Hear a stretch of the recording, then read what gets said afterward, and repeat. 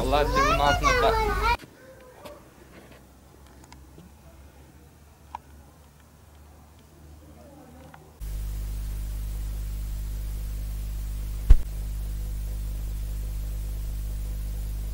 Yani elbette tanıtıma ihtiyaç vardır. O kadar güzel bir zamanda yerleşim yeriymiş buralar. Hem kendi mezarları hem kendi yerleşim yerleri çok güzel, yani görmeye değer bir yer.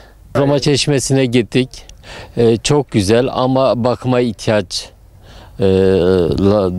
duyulan bir yer. Devletin de muhakkak el atması lazım. Yani ciddi bir şekilde. Güzel yerler ama bakımsız. Hatay'daki mağaralarla kıyaslayınca, mağaralı mezarlarla kıyaslayınca gerçekten daha büyük ve daha etkileyici. Sadece yani daha reklamının yapılmamış olması büyük bir dezavantaj. Reklamı yapılırsa turistler için çok ilgi çekici bir alan olabilir. Burada gerçekten çok büyük bir medeniyet var. Aşağı taraflarda daha fakirler, yukarılarda sınıf ayrımcılığının en net görüldüğü alanlardan birisi aslında. Alt taraflarda daha fakirlerin, üstlerde daha zenginlerin olması. Bu da tarihin tozlu sayfalarından kalan bir iz.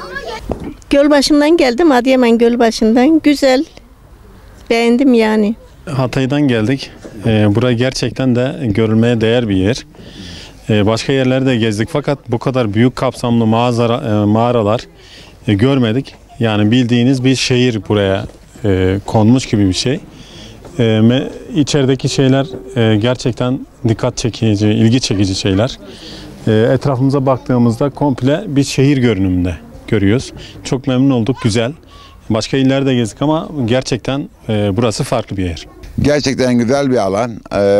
Yani insanların yaşadığı yıllarda nasıl yaşadıklarını ve insan gücüyle neler yapıldığını gösteren bir yer.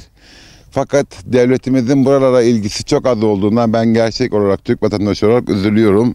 Yani bunlara devletimize başka şeylere el atıyor, buraya da el atması lazım. Yazık yani. Bunlar tarihi, turistik olarak, tesis olarak kazanır. Bu Adıyaman'ı bir o kadar daha güzelleştirme imkanı olabilir. Yani ülkemiz neye el atmıyor ki buna el atmıyor? Ben buna şaşırıyorum. Ben bir eksik olarak görüyorum. Bir Efes harabelerine yatırım yapıyorsunuz da buraya niye yatırım yapmıyorsunuz? Buraya turist cenneti olabilir bu konuda. Biz bugün ilk defa buraya geldik. Çok güzelmiş. Babamla beraber geldik. İçinde antik eşyalar falan var. Bayağı güzel bir yer. Yani ben mutlu oldum.